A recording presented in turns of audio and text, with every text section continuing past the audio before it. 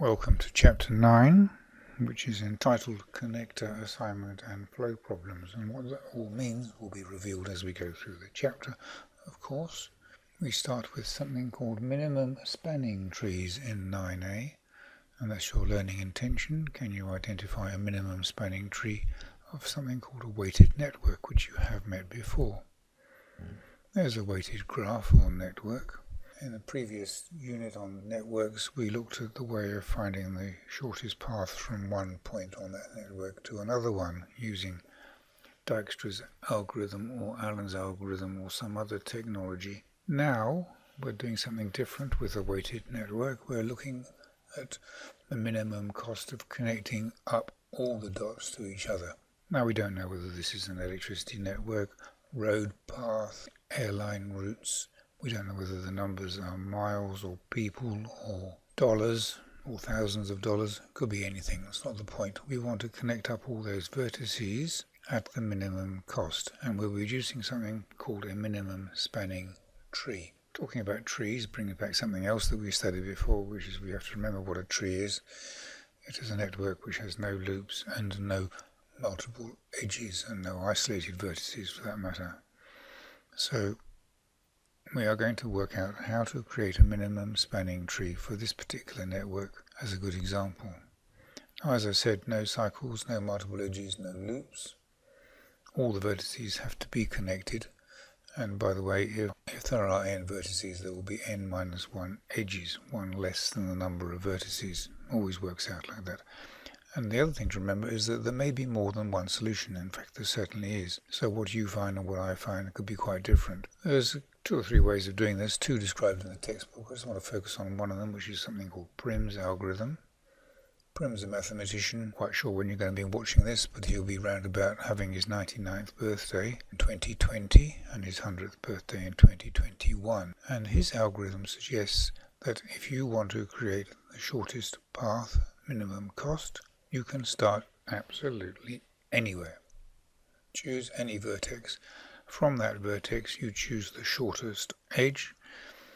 If there are 2 that are equal shortest, it doesn't matter which one you choose. And then you proceed by choosing the shortest edge which is connected to whatever you have drawn so far. And you continue until all the vertices are connected. Let's have a look. As I said, it doesn't really matter where you start. Now the first one I'm going to do is show you a rubbish network. I should have done that before. This will not be the minimum span. I just go around roughly. I'm not going to follow the rules. I'm just going to go around and around like that. I'm making sure that all the places are connected. This is one way to connect up all the places. Now if you add them up, 60, 130, 190, 260, 300, 360, 410, 460, 510, 560. Remember that. 560. Shortest path will find a better solution than that. Right. Choose any vertex at all. I'm going to just be difficult. I'm going to choose that one to start with. And I'm going to choose from there the shortest path. Now there's a 60, there's a 40 and a 50, so I have to choose the 50. And I've now got 2 places connected. I now need the shortest path from either of those, so the 60 off there, 50, there's a 50 and there's a 70. So out of all that lot, I've got 250 there and a 50 there. It does not matter which one I choose, I'm just going to go with that one. And I've now got 3 towns connected. Now at these 3 places I've got a 70, I've got a 60, a 50 and a 70, so clearly I have to choose that 50 now. And I've got 4 towns connected. This does not come into it because that would be making a cycle, so we don't bother with that line at all. It never gets used. We've got a 60, a 40 and a 50, so there's no question we have to choose that 40. Still got that 70 to play with, that's 60, 60, 70, but there's a 50 down here. Oh good, that connects up that town over and down the bottom right. Don't want to do any of those, they'll all make loops. Let's go to 60, 70, 70, 60. Well, we've got 2 60s, let's choose that one, doesn't matter which one. Which gives us a 40 to connect up. Not going to be using that now. 60, 60, doesn't matter which one.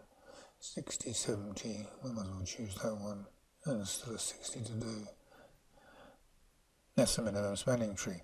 60, 120, 160, 220, 260, 310, 360, 410, 510, 510, which was less than the previous one, which is 560. So that is a minimum spanning tree. Now I said it doesn't matter where you start. Let's start down here this time.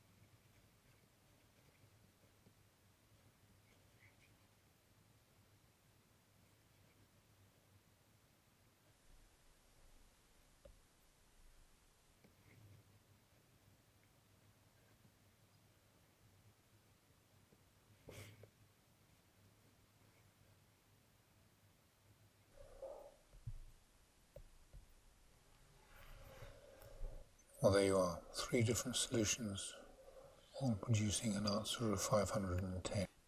If you followed that, you can identify a minimum spanning tree of a weighted network, which you can demonstrate by completing exercise 9a. We should have a handout for you for questions 6 to 9 to save you drawing the questions to save you drawing the networks before you trace them out.